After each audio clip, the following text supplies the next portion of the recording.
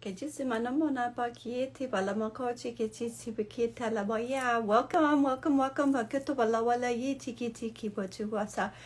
We'll just take a moment here, Kachusawala, for people to join us. I hopped on just a little bit earlier. Kayajasamanama. Hello, hello, beautiful. Spirit with me. Hello, Donna. Kayajasamalo. Kayajasamini Kitala. Hashtag Harry. Hello, Makito Sanamo Yikitimila. Hello, everybody. I'm waiting for beautiful Kate to join us. Kayato Samono. Kalala Yatimi. Nini Telelewikia Chibuku Chibania Talama. Welcome. I'm excited to share what transpired during our beautiful Lionsgate pilgrimage to the Cyclades Islands in Greece.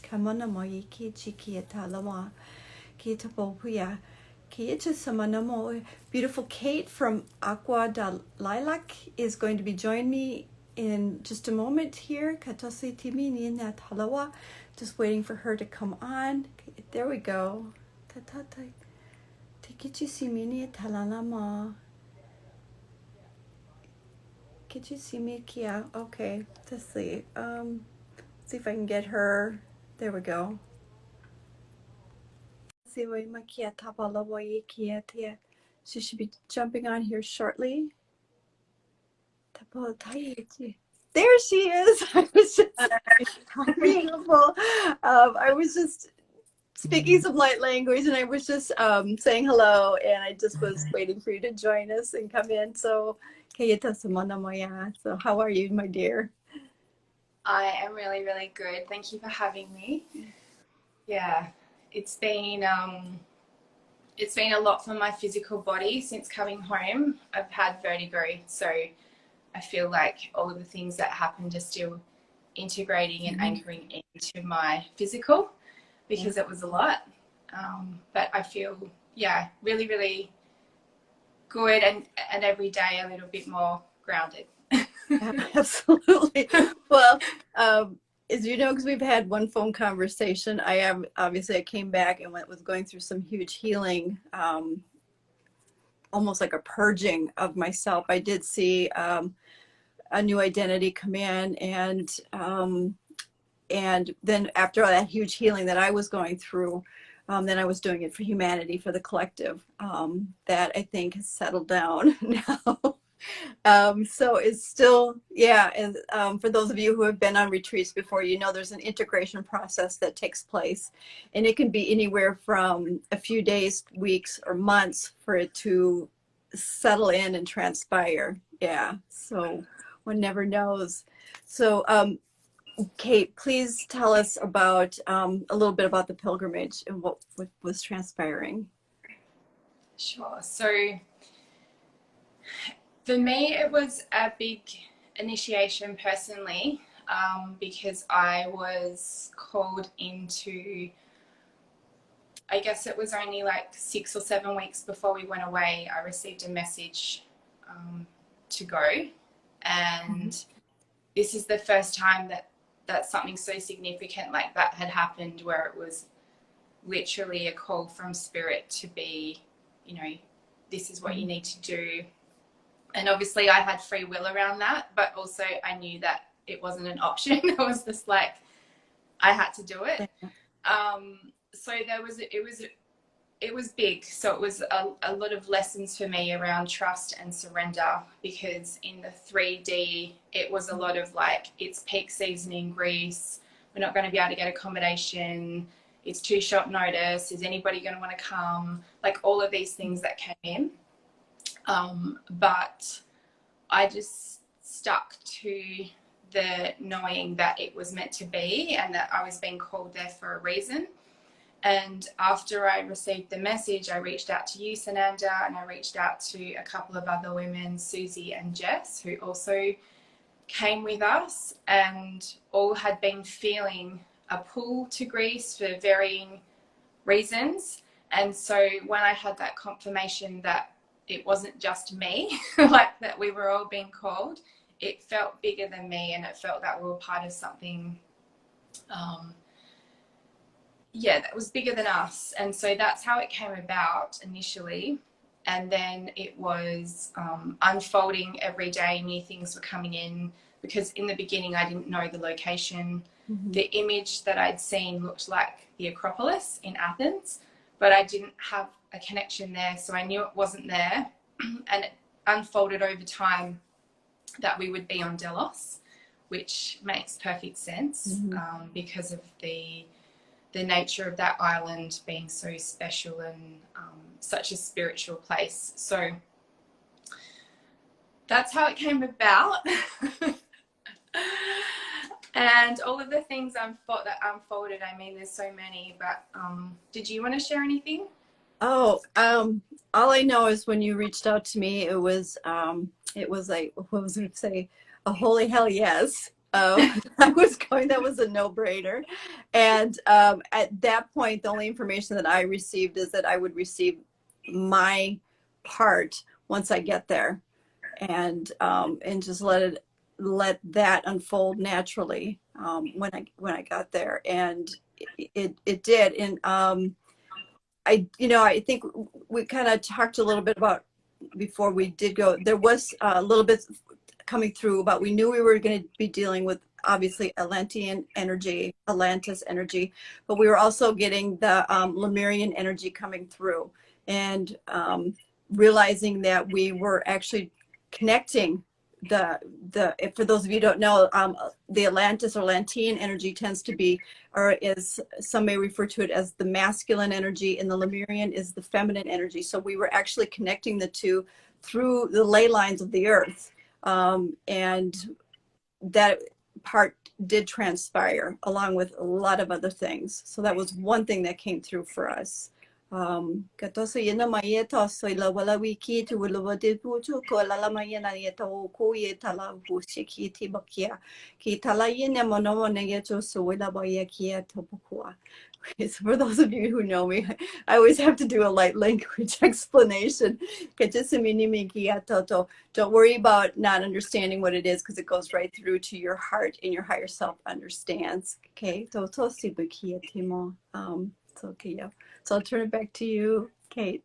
Yeah, so I feel that is the key, really, is that our group was part of, we were a small group, but we were part of a much larger group. So there was a network of people all over the world on Lionsgate on the 8th of the 8th, which is the date that we held our ceremony. And we were guided to this specific location, which is a place of Atlantis. So these islands in Greece were part of Atlantis, and that is where we were guided to be. But there were people all around the world at different locations, and a lot of them were at places of Lemuria. So like in Hawaii, in Australia, there were people in Costa Rica, and they were anchoring in the lands of Lemuria. So what we came to realize is that on this day, we were actually reactivating the Lemurian and Atlantean frequencies into harmony and balance, because there is within the collective this carried trauma on a cellular level from the falls of Atlantis, from all of the things that happened, where the timelines have been somewhat distorted, and that it's sometimes viewed by people that Atlantis was a bad timeline, but in actual fact it was just the few, which, not dissimilar to today, were misusing that power and all of these beautiful gifts that were available for their own personal gains and wants and needs. And so we were called to reignite that Atlantean frequency, to bring balance between the masculine and feminine, between Atlantean and Lemurian, because both are needed and one is not better than the other.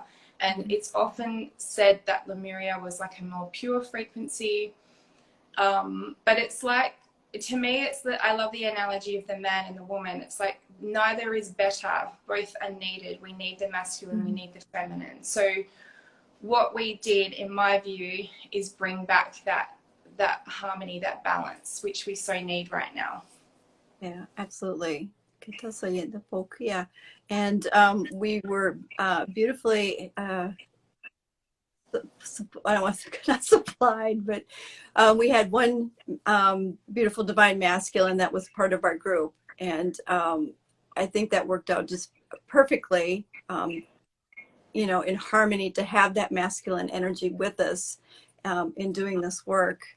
And you know, for myself, there was so many memories coming through from my time there, and it was amazing to have that transpire and to have those snippets coming through, and yeah, to see it transpire and to look at the island, because for those of you who haven't been there, it was my first time there. It's very very barren in a lot of the areas, and but you can see the ruins or remnants of the ruins everywhere, and to just look up to it and just even visually imagine what could have been there, and it just felt so natural. And I know we were talking about certain islands really resonated with being called home. You really resonated with Eos as being like you knew you had been there before. And for me, it was the minute I stepped foot on Mykonos, it was like, yes, I've been here before. And Mykonos and then Delos, remembering Delos. So it's just beautiful to visit these places and go back where your soul is called, and be able to do that beautiful divine work and bring it back into balance. Yeah. Yeah. I feel like,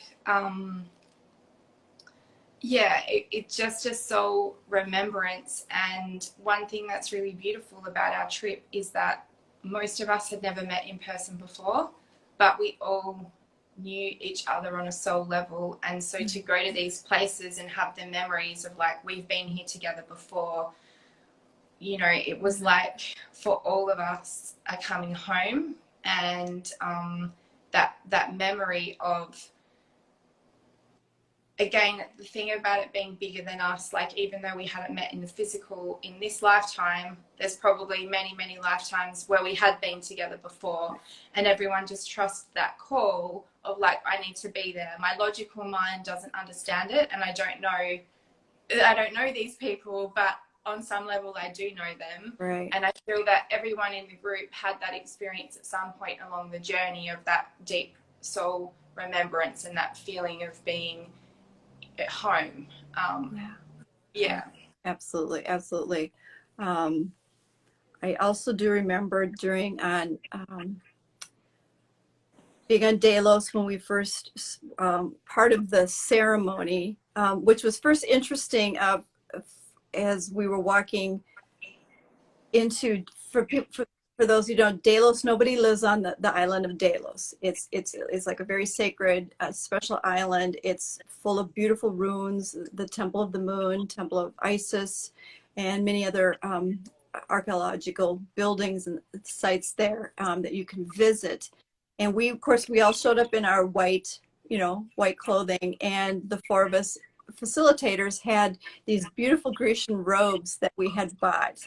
And it was interesting because when we started walking through, we were stopped, and there was an issue with our robes. And it reminded me of being in Egypt, where there's still some stigma, and maybe, I don't know if there's fear or whatever going around it, but we just beautifully took them off, walked up to where we needed to go and put them back on. We just put them back on whenever we needed to put them back on. And when we were in circle, that first beautiful sacred circle, I remember you had mentioned something about the golden ankh, and that took place there, and that was anchoring that into the land there. And of course it anchored through each one of us because it's within us, it's not outside of us. So so this beautiful, each of us had this beautiful soul piece of the golden ankh that we anchored into the land there, and it felt very profound.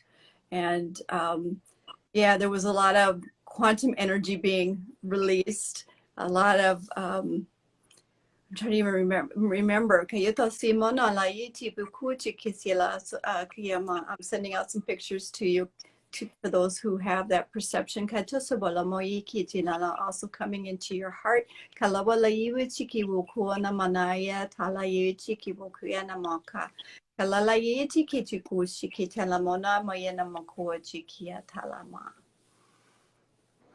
Yeah, it was, yeah. Yeah.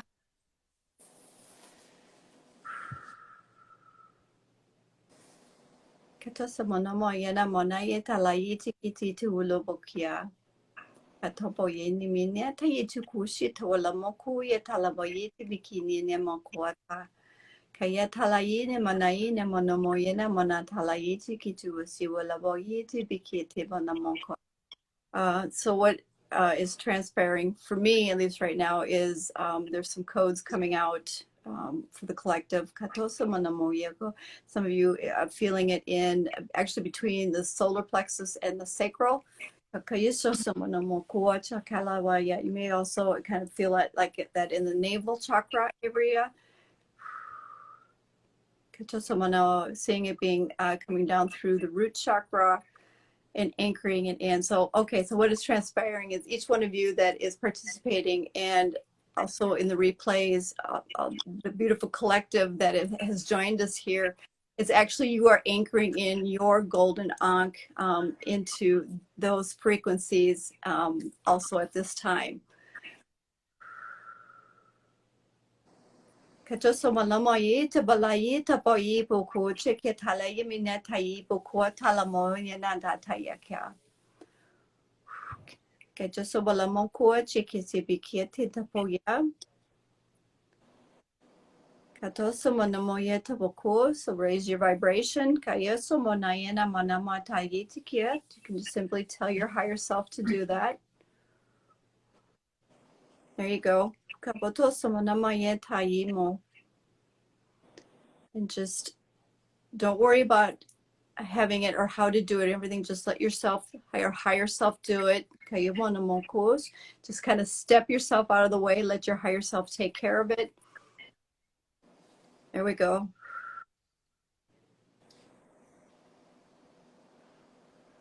So what is transpiring is that you're adding to the frequencies of the container that is already there. And it will continue to grow and be built upon. There we go. It just went quantum. And we already had created a star of the container of the energy for this. And I just saw, after it went quantum, I just saw the energy go up to this star to be a part of that container. So beautiful work, everybody. Thank you so much.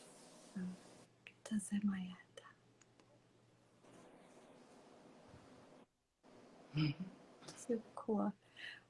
So my thing is if you ever have or feel a soul calling, please, please, please just honor it. Do it. There's just so much transpires that you can't even imagine or begin to think about or talk about. And it's different for each person. And there's also, there was a lot of fun time. There was a lot of playtime. There was downtime. So yeah, it just flows so beautifully. And I'm excited for, I know Kate, you've are getting, what do I call it, hits or information that you'll be doing more of these. And I most definitely will want to be there if I, schedule permits, which I'm pretty sure I will. We'll make it happen. But yeah, absolutely. If you feel that calling, you just got to get up and you just got to go. Yeah. And everything will fall into place. You will be provided for. And yeah, absolutely. Yeah, I just want to share a bit about that because going into this I had no idea how I would make it happen in terms of, like, I'm a single mom and I didn't have the resources to do it, but it was a lot about just trusting and also asking for help. And that was asking for physical help, but also asking my guides and the angels. And I just really want to talk a bit about the dragons, because they were so present with us. They escorted us when we went from Mykonos to Delos. And I felt them with me a lot. And even coming home, there was a problem with like getting on my flight. I needed to get home for my son's birthday. And, you know, as the way, it often is the way in Greece, there was delays with the ferry. So myself and Lacey arrived, and they'd actually closed the desk. The flight was leaving in like 10 minutes. And I just said to the dragons, like, I really need your help. I need you to slow time down for everyone else and speed it up for me.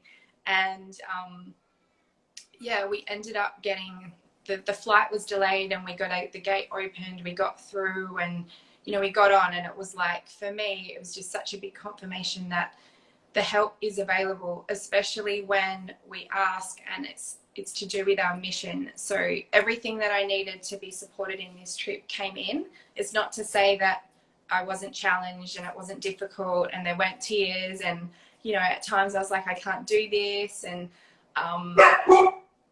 my dog. But it all worked out. And what I felt is that you know, we all at this moment, like since Lionsgate, it's just felt really present to me that each one of us has a specific gift. Like, if you want to say we're weaving a rich tapestry, we all have a thread, a unique thread that no one else has. And at this time, it's so important to step forward with your thread and contribute it, because you don't know what the ripple on effect is of you placing your thread. And there's so many people that I know who are sitting on these gifts, and they're like, oh, like, I'm not good enough, or, you know, maybe in the future I'll do this, it's not the right time for me. And my message is just really to say that by not sharing your thread, you don't know the impact that that's having on the collective, because we are being called more than ever to really step into our offering. And this is the time. So if you feel that you're like, oh, you know, one day I'm going to do that, it's like, today's the day. And that's what came through for me on this trip, is that we're all needed. Every single person right now is needed to step up and forward. So yeah. Absolutely. I know, I can attest to early in my coming forward. I wanted to say career, but it's not like a career. It's a lifestyle. Of being seen and being heard. It's a challenge, and was a challenge. It sometimes still can be a challenge, but it's just something that you. It's programming. The bottom line is it's programming, and it's programming in its stories, and you can move through it with ease and grace. I mean, I ask every day for whatever I'm going through, ease and grace, and it's just, yeah, taking that step forward, and every baby step counts. So yeah, I can't express it enough that if you feel a soul calling to go somewhere and do something, to just please do it. You have no idea how big of an impact just showing up someplace and being there will change and have this beautiful ripple effect. So yeah, it's amazing. And you don't necessarily you don't have to travel the world. You can go even just to a park or whatever. Just follow your guidance and stuff. But I can attest to I've been on 1, 2, 3, 4 retreats now, 2 to Egypt, this 1 to Greece, and I think my very first one was to South Dakota, to the Black Hills. And just very profound things can happen. And then also the meeting your soul family or soul tribe and being able to reconnect with them, and you will always be together. And those friendships and connections are priceless to me. And yeah,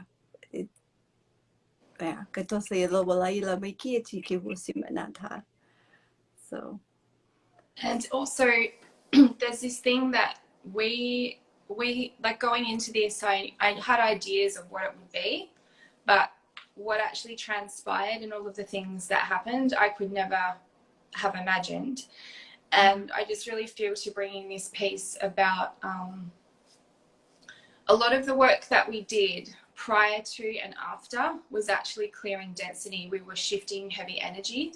And one of the things about Greece is that it is one of the capitals of human trafficking. And so we were actually called. I didn't know this going into it. I knew about that activity, but we were actually called there. And with our movements, being on a pilgrimage, we were moving from island to island.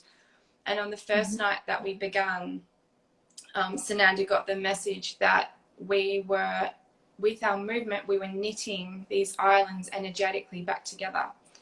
And so oftentimes when we would take the ferry, we'd be on this long ferry ride and we were moving back around islands we'd already been. But it was all by design, because we were, each time we moved from place to place, we were energetically knitting the islands. So before we did the ceremony, wherever we were clearing density. And then after we did the ceremony, we were called back to a place with very heavy energy to do more clearing. And so it ended up being so much more than we thought or knew. And it's really, really powerful for me specifically because I have a big connection with trafficking, and that's part of my mission in this lifetime, is to help end human trafficking. So it can be that we think we're going for this one thing, but actually we're going for so much more, and it could be more than our mind could even conceive of in that moment. So just to trust that there's an amazing grand design to all of these things, which is so much more than our human can understand. And I know that there's even more to it than I even know now. Like it's quantum, as you said, like it went quantum. And so it's rippling out around the whole universe. Everything that we're doing right now, it's not just for us.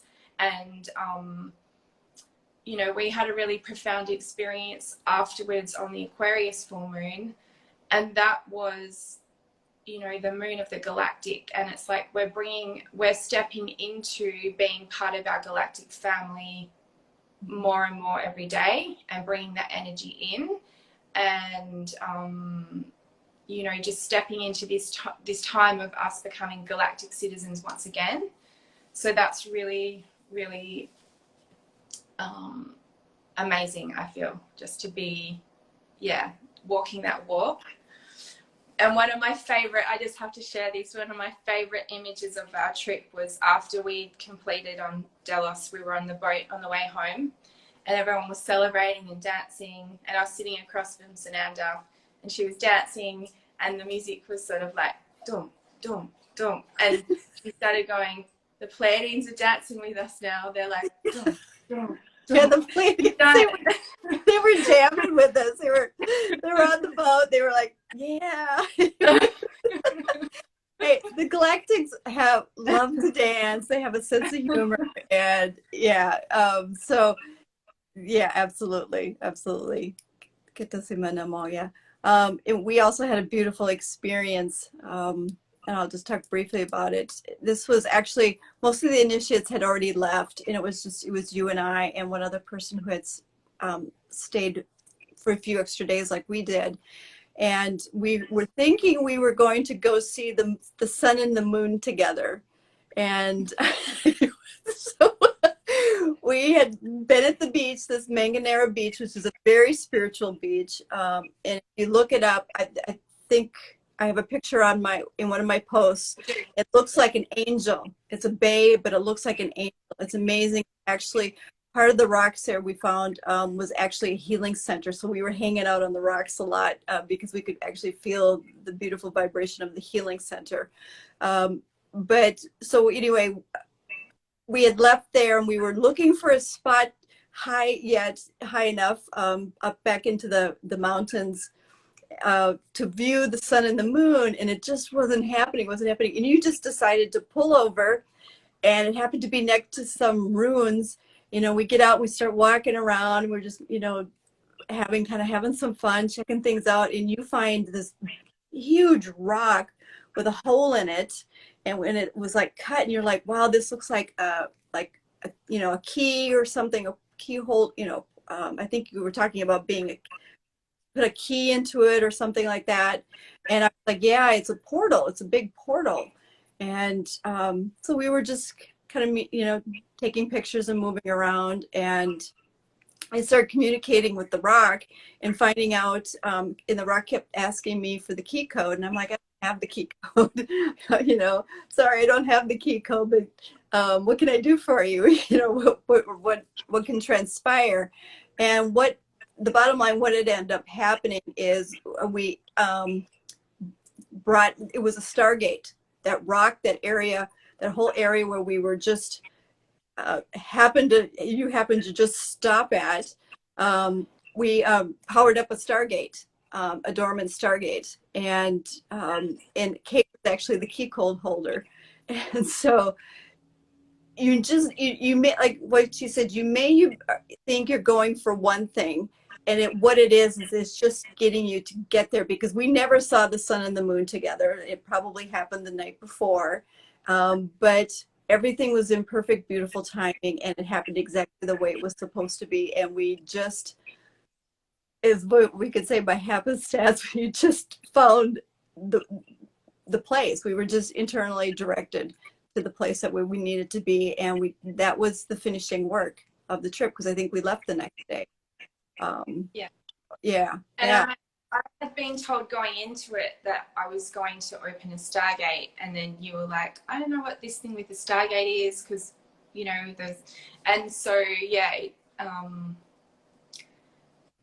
it feels like if we knew, and we're obviously just scratching the surface with all of this stuff, but if we knew everything in advance, like our humans might have got in the way. So it's almost like we had to not know all the details and just go along so that things could unfold as they needed to unfold. Yeah. And we were given gifts as well. Like, it feels that we were called into this deep trust of all of the things that we needed to do, but then we all also received gifts. And so it's just like a really beautiful, I don't know, like reminder that it's like going into it, I didn't know what the outcome would be. I knew it would be amazing, but like I feel that the gifts that I've received, that we've all received, they're still unfolding, but it's like even more amazing than we could have thought. So yeah. Absolutely. Yeah.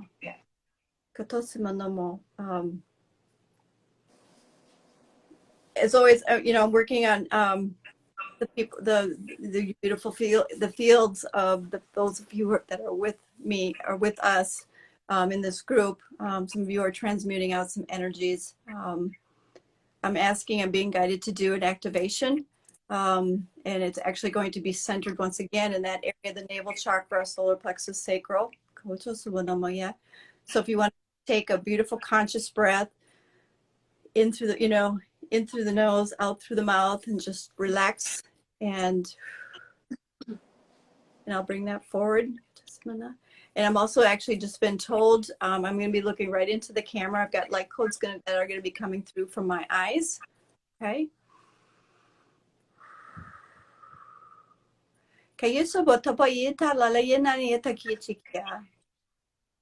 Kalalia na monomoyeta yi te boku chiketimi nana yeta boku chiketalaboya. Kaitapoye chikete boku chikilamona. I'm seeing this beautiful weave of golden tapestry taking place. Kawala monami tata the wuye chikiti bekiena mama. Katola woyete boku chikisiti bolamo. There's Atlantean frequencies coming through. Kawushi wutushi kuka lawala montiki wutu puikiti tialahi and kia na hua tataki kitu talabokwa. Kakatia toto kutu koti kiti kiti kukuta tatoku kia tatalayanaka yeti kia toko. Some of you are getting really activated on the lower spine. Kadoka hututa taita bokuna taina nanana tolovayetu jusu talabokia. Feeling a lot of dragon energy. Kayena mana tai moa tatalabuhu hiaha tahia hu shiana huhia.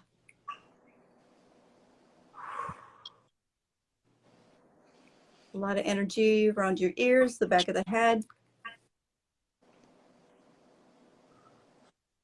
There we go. And we are complete. Katoso namaya namokuwa cheka. Zapokwa. Tatalamoya tayaku. Katosa talamo namaya tewalaboya. There we go. Tatasuboki. Okay. There's a little bit more coming out of, so we're going to pieces. All of a sudden, it's like, I heard we were done, and all of a sudden, well, almost. So, okay, just a moment. Does anybody have any questions or anything that you want to ask us?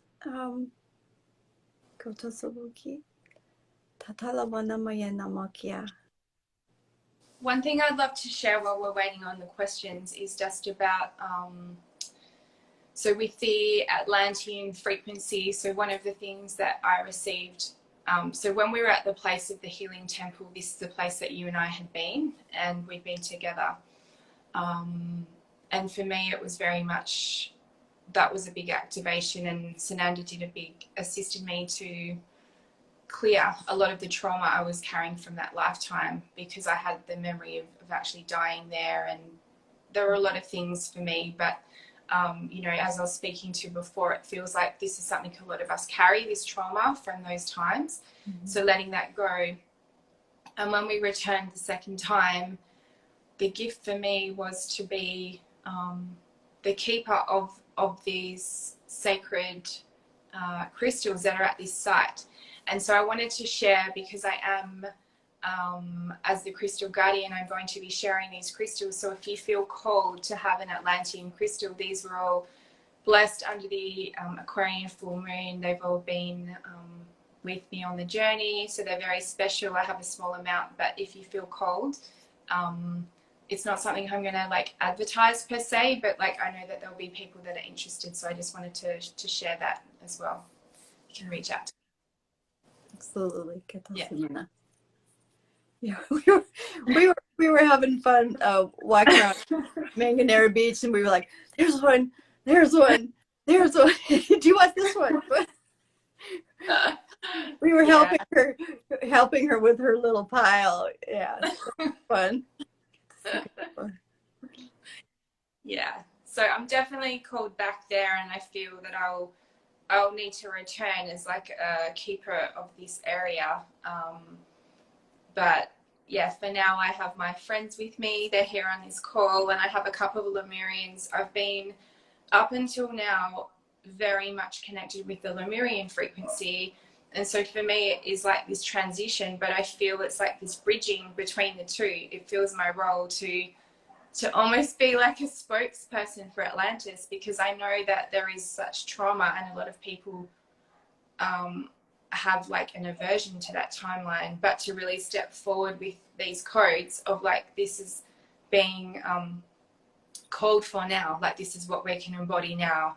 We can have both, you know, like the Lemurian isn't better, they're the same, they're different, frequencies. Okay, and there were two questions that came back. Somebody was asking me about which language I was speaking. Honestly, sometimes I don't know who I'm speaking. I'm a multi-channel, so sometimes I'm speaking one language or two language, or I kind of go from one language into another language, and I'm also carrying probably a third frequency of energy. I do know I was speaking, I think a little bit in the beginning, I was speaking Pleiadian, and there's like this universal language that everyone speaks, but it may sound a little different, that, you know, from different people. There was some Atlantean energy or language that I was speaking that was coming through, and I know that there was another one that I'm hearing. Okay, Lemurian. I was also speaking Lemurian, and that I was just asking what that one was. And, I keep hearing Delos. So it's a language that was spoken on Delos, the island of Delos. Let's see. And then the question was, for clearing out generational trauma, any tool that I can use more than meditation. Oh, let's see. I don't know. That's pretty much what I use is meditation. You can go into the Akashic records, because we can do clearing in there. So because this is the Akash is where all of your soul memory is stored. So you can clear from there. And also you can set the intention, like we all have the power. Like you can ask that, you can set the intention that that's what you want to do. But if you need support, there are people that can assist you with that as well. I was just thinking that's what I do. So yeah, you can that's like you can walk like, in. That's what I'm like, that's what I do. But yeah, but for me personally, I do a lot of meditation work. I do a lot of visual, but you know, I have the beautiful gift of either seeing, knowing, or feeling, but and kind of being able to track it backwards is what I do. Track it backwards in this lifetime, and then I see and ask if there's anything past life or ancestral that needs to be cleared too. And if you're having any issues with that, that's definitely something that I do in my Ray of Light healing sessions. Yeah, absolutely. Yeah, and I've had a session with Sananda, and it was also a lot of past life, like I was carrying trauma. It's something that's come up a few times for me, but around drowning. And I always had problems with my lungs. And then it was like I drowned in these lives, and I'd also had like typhoid or something like that. So clearing these things, which can be manifesting as ailments or disease in this lifetime, often they're connected to past. So that really helped me a lot to shift some of that stuff to do with my lungs. Yeah. Yeah. Thank you. Yeah. And I saw someone commenting about going to Uluru, and that's amazing. And I just wanted to mention that that is part of the Lemurian frequency, and that was really brought online in a ceremony that the Aboriginal elders did on the 21st of December 2020. That's when that Uluru portal was reactivated. And on Lionsgate, when we were in Atlantis, there were beautiful brothers and sisters. One sister who was part of my soul group, she was anchoring the frequency at Uluru, because Uluru is the solar plexus chakra of the world. It's the heart of Australia. But if you have a call to these sacred sites, is it so much more like you're going there to do this work that we're talking about. That's why certain souls are called to these spots. So if you're getting the call to Uluru, I would say definitely go. Yeah, definitely go. Yeah. I think there was another question, Sananda. I don't know if you saw it. I'll see. Yeah. Yeah. Some beautiful comments. Yeah, comments. Yeah. Yeah, thank you so much for those. Greatly appreciated. Good to see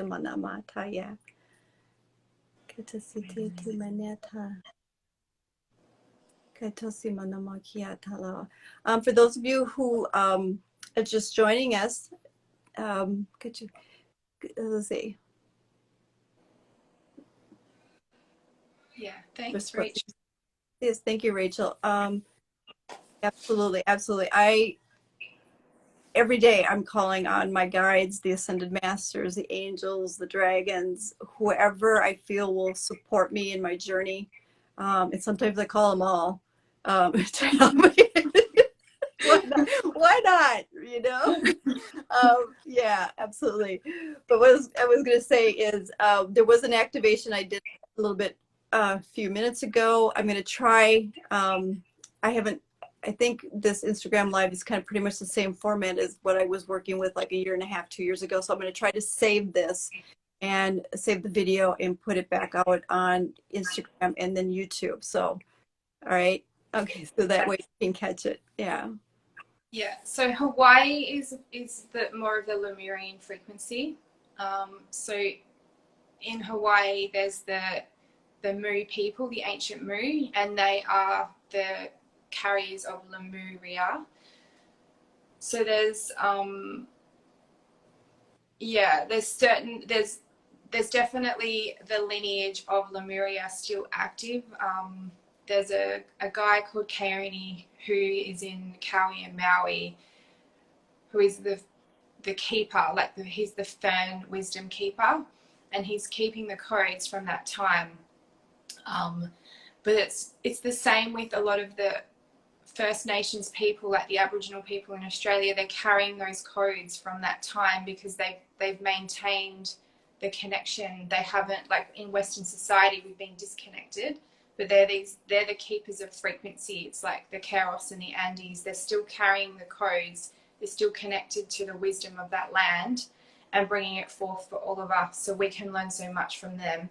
So when we're called to these places, we're actually being reactivated into the remembrance of what we carry internally in our DNA, in our soul memory. But there's actually physical people that have carried that on because they haven't disconnected, they haven't plugged into the matrix like we have. So, you know, if you go to Hawaii and you can connect with that original culture, that's what you'll be doing. So it's really powerful when we visit these places and sites to get that information. Absolutely.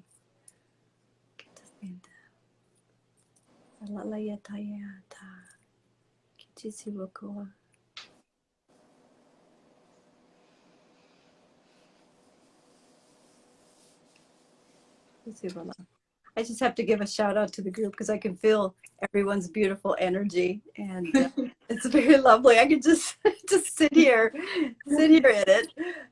Yeah. So a shout out to everyone, and thank you everyone for doing the work, and keep doing it. Just keep doing it. Yeah, absolutely. If anyone doesn't have any more questions, or Kate, is there anything else that you want to talk about, or? Just to say thank you. Yeah, so you said to the group, like to everyone that came, and also all of the people around the world that supported it. And just to, I guess, touch on that, we are shifting. Like, so I work with the astrology, and the astrology shows that we're right on the cusp. Like for me, what we did is really anchor this golden light frequency around. And one thing I do want to mention is the whales. Sananda brought forth the whales. They were so present, and as they are the frequency keepers of the earth, that's their gift, is that we sent, with the assistance of the whales, this golden light all around the earth. And to me, it feels like it was such a vital step in, like we were anchoring this frequency so that as we transition to this next phase, which some refer to as the shaking, like we're moving into that time when things are going to be challenging as we move along, you know, this ascension process. Some people say it's like the birthing canal, but like we're going into that new place. And so just to remember that things might feel rocky. It might be like we're moving into this time of, you know, it's changed. So it could be difficult, could be different. It could be all of the things, but just to keep anchoring back to that light and like connecting to our big picture as humanity, which is that we're going somewhere better. Like it's so powerful for us as, you know, whatever you want to call yourself, a light worker or a frequency keeper, a way shower, is like we need to remember where we're heading and not get bogged down in any of the you know, any of the stuff that comes up to throw us off. It's like keep visioning, where do we want to be, how do we want the earth to look, like connecting into that, so that when we have the challenges that are no doubt presenting, it's showing that we're moving into that time of the shaking, that we will all, you know, it's like when a woman's giving birth, she's just keeping the picture of, I'm going to have that baby at the end of it. You know, it's like, what are we going to have at the end of it? Just to anchor into the big picture of that. Yeah. Absolutely. Yeah. The galactics are always, they say to me, stay in your own lane. Don't get caught up in the drama. You know, the old saying of your thoughts create your reality. Absolutely, 100%. And the more so as the veiling is being removed, the veiling of amnesia, the frequency is rising. The ability of our manifestation powers is increasing.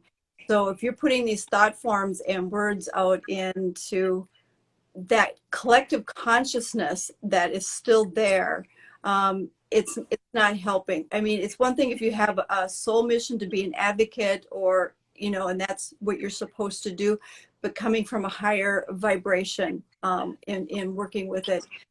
There are many times I know there's times where if I'm thinking something and I like try to call it back, or if I've even had the ascended masters, come to me and say, Sananda, is that really what you want? Because things in my reality for manifestation can show up within an hour or two to 12 hours or 24 hours. It's like, bang, it's there. So it's very powerful to know that your thoughts and your words now in these frequencies are they're going to come back. They're going to come back and around. Okay. Yeah. So Jack was now, asking about the crystal.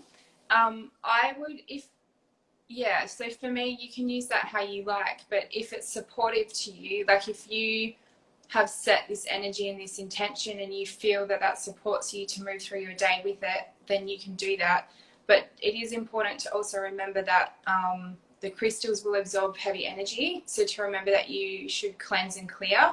So there's different ways that you can do that. You could put it onto like selenite. You can, there's different, like you can look up ways to cleanse the crystals, but just to remember that if it's going around with you, it will be picking up, it will be doing its job to take on any heavy energy for you. So to remember to look after it and clear it. And I just want to do a shout out to my beautiful sister, Tamara, who's joined. She was actually the one that was anchoring the Lemurian frequency at Uluru. And so she had her own soul call to go there and anchor the Lemurian frequencies at the place of Uluru. So thanks, Tamara. Thank you for joining us. Yes, absolutely. There was another question about the Atlanteans and the Pleiadians and their connection. So what I'm being shown and told is, they've always been there. The Pleiadians have always been there. The Pleiadians, what you could say, were visiting the Atlanteans.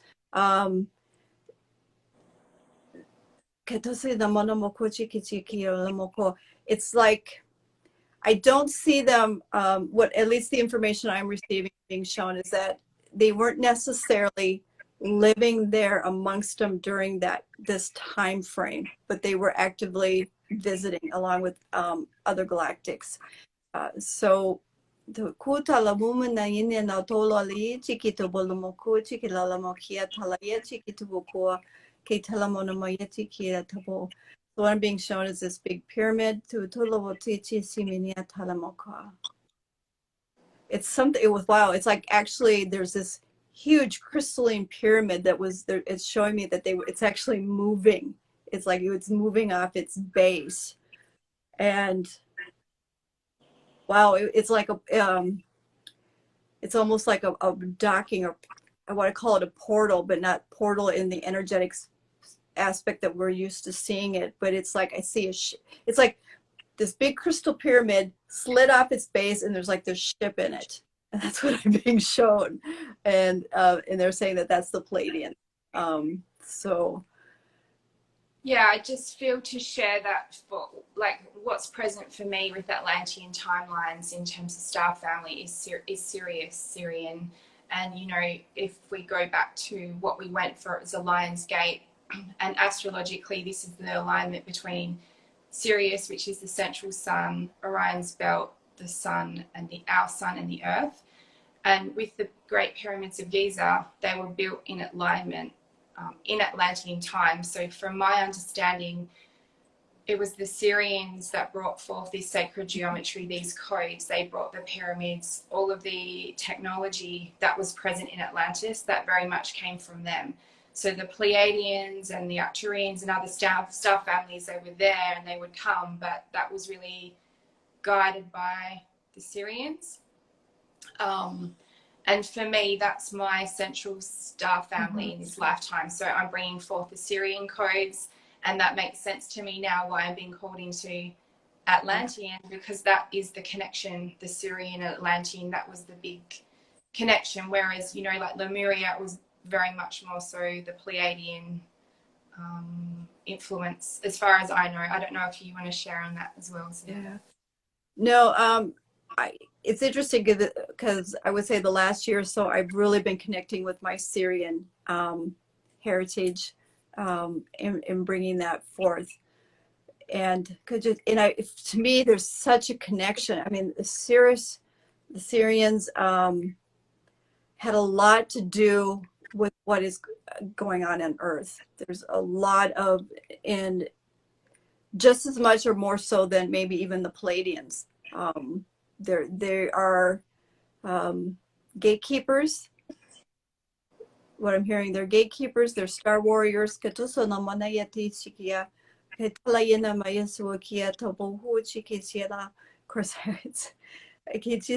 sorry, I always go into light language is my explanation. Because it's actually easier for me to speak light language than it is to speak English. And then when I do that, I get the information. The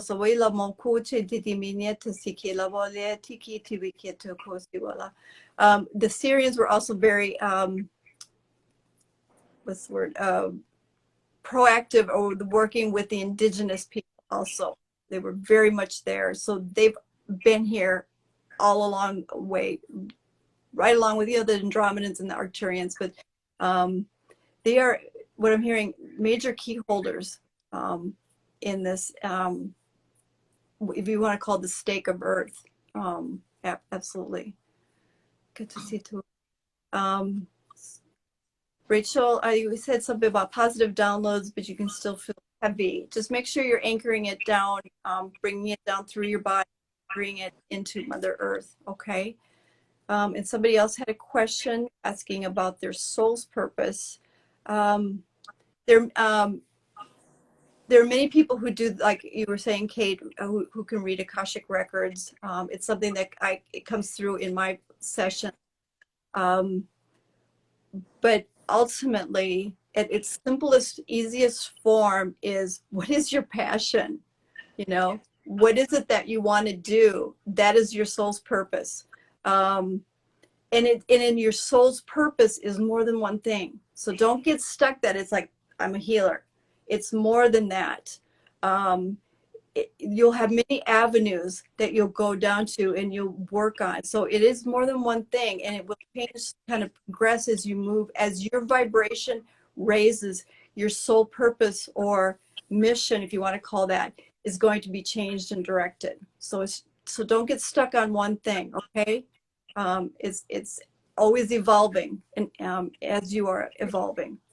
At the moment, I actually feel like our biggest purpose is to be frequency keepers, like is to maintain our frequency. So like we could be, you know, and all of the people on this call, it's like you could be sitting under a tree and you're fulfilling your purpose. It's so, yeah. The things I like to ask people is like, what did you like to do for fun when you were a kid? Because if you can connect back to that joy, you know, for some people it's like, I love to play outdoors, you know, I was like in nature, I did painting, or like there'll be a clue there for you about your natural joy, your innate joy, how you connect. And then beyond that, it's like your biggest job right now is to be in your joy because when you're in that joyful frequency, which is our natural state as humans, you're raising the frequency of the planet. So it's not so much the specific, or like Sananda was saying, I'm a healer of this. It's not that. It's like, how can you be in your joyful essence? And by you being in that, you know, and so it may be, okay, you do a job that pays the bills and you don't really love it, but in the rest of your time, you spend it with your family and your friends and you're joyful. And so by doing that, you're fulfilling your purpose, because that is our purpose. And then over time it can shift where you start to do something for your work that you also love. But don't get really bogged down in, I need to like do all these courses and then I'm going to be this, and then it's not about that. It's like very, very simple. Like, what's your joy? And embody that whenever you can. Yep. Absolutely. Yep. Absolutely. Someone was asking about the birds as well. And the birds, so when we did our ceremony on Delos, there were all of these birds, and they, in one of the pictures that I've shared, there you can actually see a bird flying in the background. But it was like we were on this mount, and all the birds went crazy. When we opened the portal, we could just hear the birds, like they were like joining in, and they were really a really big part of it. And also feathers. We used feathers at a different time when we opened the portal, but I did feel the birds, and I do also receive a lot of messages from birds. So someone was asking about that, and I feel that very strongly too. Yeah. Somebody was saying let's see, where is it? I resonate with ancient Egypt too. Is that possible? Absolutely. You got to remember you're multidimensional people, so you've been everywhere. So pretty much everywhere. In some places are going to resonate more than others. Like, and it's going to change. It could change through your vibration state, if you want, I guess, if you want to say it, as you move through things. Like I've been to Egypt twice. I knew I was definitely called to Greece when she said Greece, and I had Greece on my mind, Greece and the Mediterranean on my mind several months before this took place.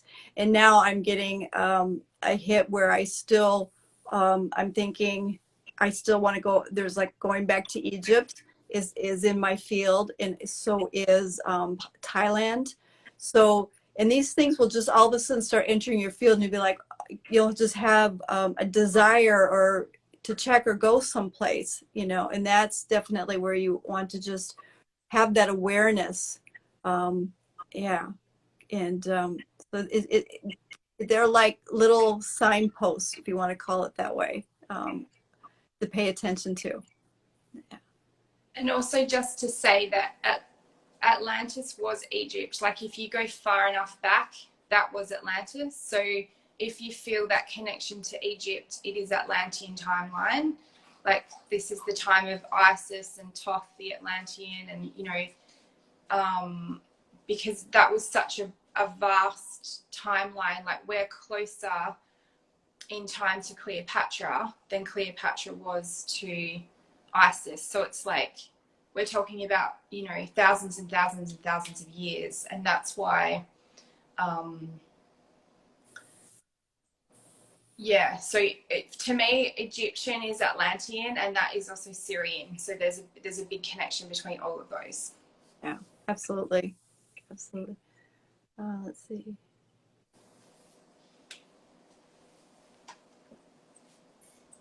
Somebody's asking, why do starseeds struggle with connecting with star family on their own without channels or hypnotists?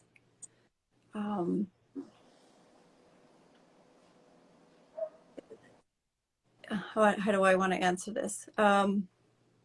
We all have that ability to connect with our star family. Sometimes, all I can do is base it like what I've been going through with myself and with my clients, is that there are a lot of programming, stories, past life traumas, ancestral stuff that has to be cleared for that to come through. And that's also taking care of yourself, your psychic hygiene, keeping your field clear, keeping your chakras clear, so you can have that high frequency connection. And depending on which star family you're at is also kind of will, if you want to say, dictate how you will connect with them. Because I've got some beautiful clients where they are star family from, I get galaxy numbers like galaxy 9, galaxy 11, 12, 13, and these beautiful beings are from very far away, I guess, in our perspective, our mind. And you have to be a higher frequency to reach them. Even though they're still there trying to help you, you may not be able to tune into them yet because you're not ready or you're not prepared. Your body's not prepared yet. So don't give up. It will come. And that is also something that I do is connecting people with their star family. I bring them in and I kind of introduce you, connect you. The blue avians. I love the blue avians. I just want to mention the blue avians because they came to me last night. So I find that really interesting that that's coming through on this call. It's not really like I've had connection before, but not so much. But there's obviously something coming through with the blue avians right now. And Sananda, just to follow off what you said, it's like another thing is to really set the intention. So, okay, we have all this programming, we have all of this stuff on planet Earth at the moment that's designed to keep us from this connectivity, you know, in our water, in the air, in our food, like all of the things that have been put in to have us disconnected. But just to remember that the power of our intention and request. So if you say to your star family, I would love to connect with you, please come and visit me. I'm open to receive, you know, maybe it's that for you personally it would be better at night or however it is, like they can come in your dreams. But just to put it out there, you know, we were saying it's like we need to ask, like, have you asked them? Like, have you said, I want to connect with you? Have you said that you're open? Because we need to put that in the field. But yeah, then it's, if you've done that and it's not happening, it could be a lot of environmental factors, that things that are, you know, it could be 5G, it could be pesticides, it could be, you know, like things that are designed to block all of our connectivity. So just to check in with all of that stuff as well. Yeah.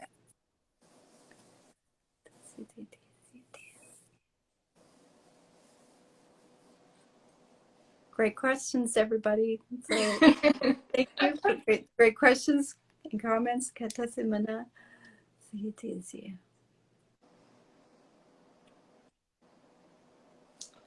Someone's saying Atlantean soul families are reuniting. I keep hearing that this is the time to anchor the Atlantean imprint. We are the Rainbow Bridge. Thank you for doing this sacred work. Yeah. Yeah.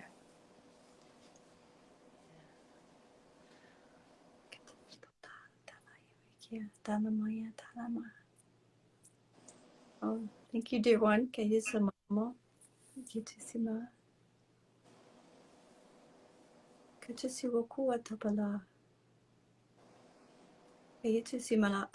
yeah, one thing I wanted to quick say, both Kate and I know I think some of the other initiates and stuff, we've put some pictures in our posts.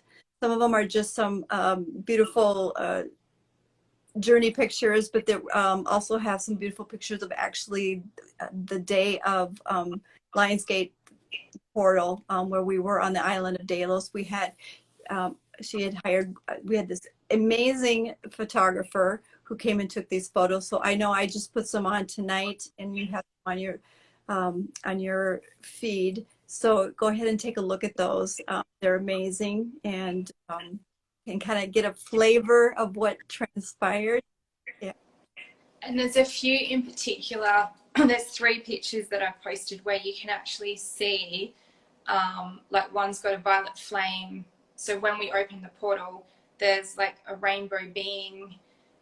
There's, it's amazing. Like you need to zoom in on it, but you can see it. There's these little rainbow beings and portals on the back of one of the ladies' heads. There's like a rainbow portal.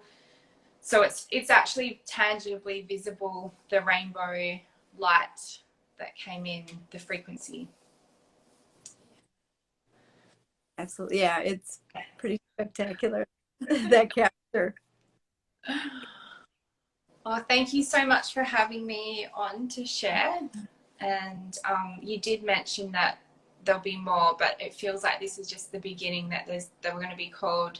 I think the next thing might be Egypt, but yeah, we'll share about our upcoming pilgrimages if you feel to be part of it.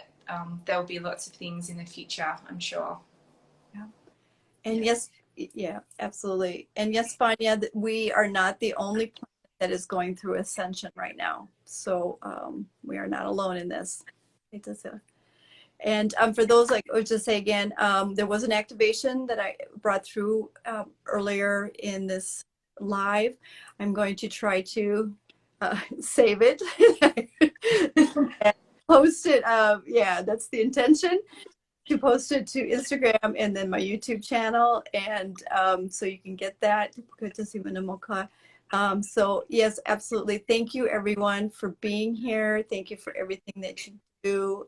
Keep shining your light, and we will see you soon. See you soon. Thank you.